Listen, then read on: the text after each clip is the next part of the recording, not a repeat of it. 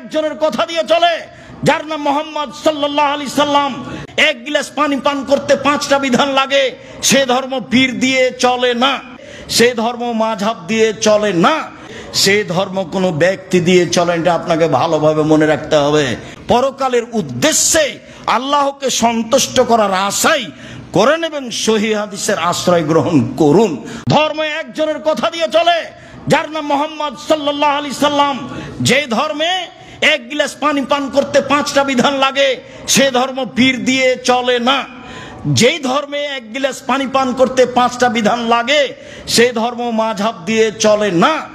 যেই ধর্মে এক গ্লাস পানি পান করতে 5টা বিধান লাগে, সে ধর্ম কোনো ব্যক্তি দিয়ে চলে। এটা আপনাকে ভালোভাবে মনে রাখতে হবে।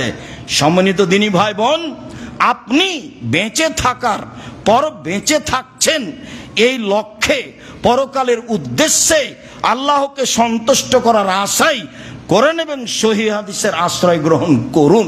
আল্লাহ সাহায্য করবেন ইনশাআল্লাহ। আল্লাহ তোমার দরবারে জোরালো দাবি রাখছি, আমরা মানুষ, আমাদের ভুল ত্রুটি থাকতেই পারে।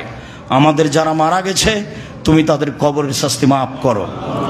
আমরা যারা অসুস্থ বাড়িতে হাসপাতালে তুমি তাদের আরোগ্য দান করো। আমরা যারা বেঁচে আছি তুমি তাদেরকে তোমার রাসূলের পদ্ধতিতে বেঁচে থাকার সুযোগ করে দাও। আল্লাহ দেশে এমন সরকার দাও যাতে করে জনগণ নিরাপদে থাকবে, নিরাপত্তার সাথে থাকবে, জনগণ বিপদে পড়বে এটা তুমি করো না।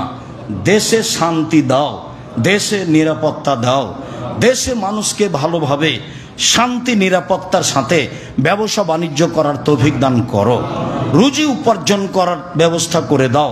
তুমি সর্বশক্তিমান, তুমি ক্ষমতাধর, তুমি আজিজ, তুমি পরাক্রমশালী, তোমাকে কেউ পরাজয় করতে পারে না।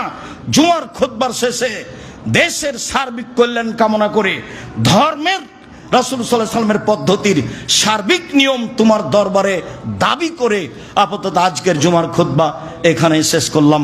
আল্লাহুম্মা সাল্লি আলাইহি, আল্লাহুম্মা বারিক আলাইহি।